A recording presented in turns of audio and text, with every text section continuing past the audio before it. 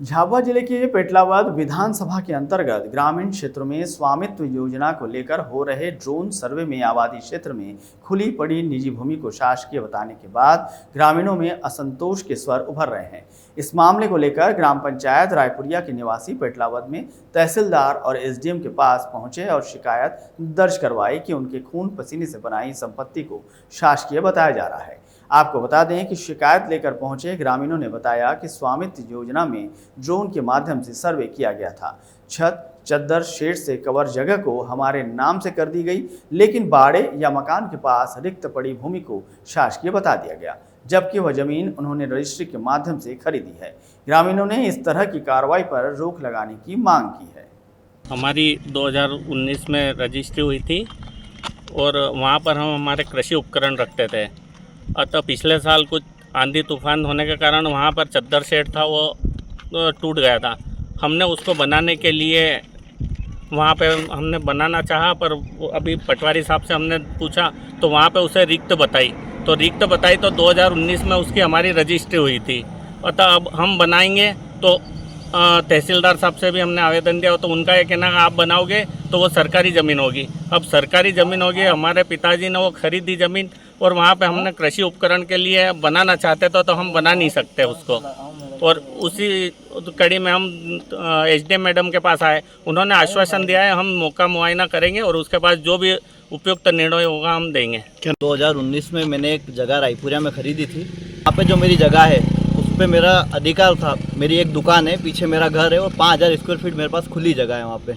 तो अभी मैंने जब पटवारी साहब से पूछा तो उनका ये कहना है कि वो जो खुली जगह है उस पर मेरा अधिकार नहीं रहा, मैं उसका भूस्वामी नहीं हूँ।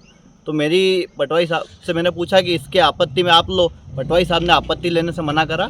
मैं तहसीलदार साहब के पास आपत्ति लेने गया। तहसीलदार साहब ने पहली बार मैं जब अकेला गया तो मेरी आपत्ति लेने से मना करा। तो मैंने ग्रामीण के कुछ लोगों को और साथ में लेके आया, तो आज उन्होंने आपत्ति ली है और उन्होंने बताया, बोले कि आपत्ति भले ही हम ले रहे हैं लेकिन इसका कोई उद्धार या कोई निराकरण हमको होता दिखता नहीं है। और इसी कड़ी में हम अभी एसडीएम मैडम के पास मिलने आए थे, तो उनका ये कहना है कि वो मौका मुआयना करेंगे, पर उसकी पुष्टि उस समय अगर कोई बड़ा होगा या कोई बड़ी जगह होगी तो उसके लिए हमको सोचना पड़ेगा। तो भैया हमने जो जगह खरीदी है, हमने रजिस्ट्री करवाई है, 2019 में मैंने रजिस्ट्री कराई है, मैंने उसका टैक्स भरा है, इतने समय तक मैंने उसका गाइडलाइन भरी है। अभी स्वामित्व योजना के अंतर्गत जो ड्रोन सर्वे हो रहे हैं, कुछ लोगों में पीढ़ी दर पीढ़ियों जिनका जो मालिकाना हक वहाँ पे चला आ रहा है। अब गांव के हिसाब से क्या होता है कि हर कोई लोग अपने गांव घर के साथ बाड़ा भी रखते हैं या थोड़ी ज़मीन भी रखते हैं कि फसल वसल आती है गाड़ी खड़ी करने के लिए, ट्रैक्टर खड़े करने के लिए। अभी ड्रोन सर्वे में हमें ये पटवारी साहब से जानकारी मिली थी कि जो ज़मीन बनी हुई है, जिस ज़मीन पे आपका मकान बना हो वो तो आपका मालिकाना हक है, लेकिन जो आपके घर के अंदर जो बाड़े की या कोई ज़मीन है अगर वो खाली है तो उसको रिक्त घोषित कर जाएगी। उसी को लेकर अभी दावा आपत्ति का समय चल रहा है। तो हम एसडीएम मैडम के पास और तहसीलदार महोदय को हमने ज्ञापन दिया और एसडीएम मैडम से आज भी मिलने आए थे।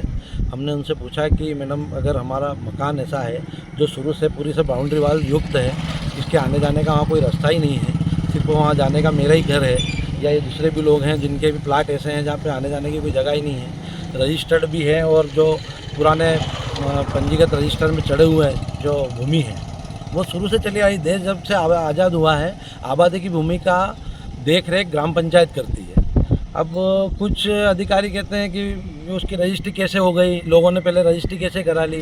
तो मैडम किसी का कोई अधिकार था, पंचायत का अधिकार था, उसने प्रमाण पत्र दिया, रजिस्ट्रार ऑफिस का रजिस्ट्री करने का अधिकार था, उन्होंने रजिस्ट्री की, तो उस रजिस्ट्री को आप अवैध कैसे ठहरा सकते हो। ये एक तो हमारा ये आपत्ति थी। हम सब लोगों की अलग अलग तरीके से कुछ आपत्तियाँ हैं, उसको लेकर हम आए हैं।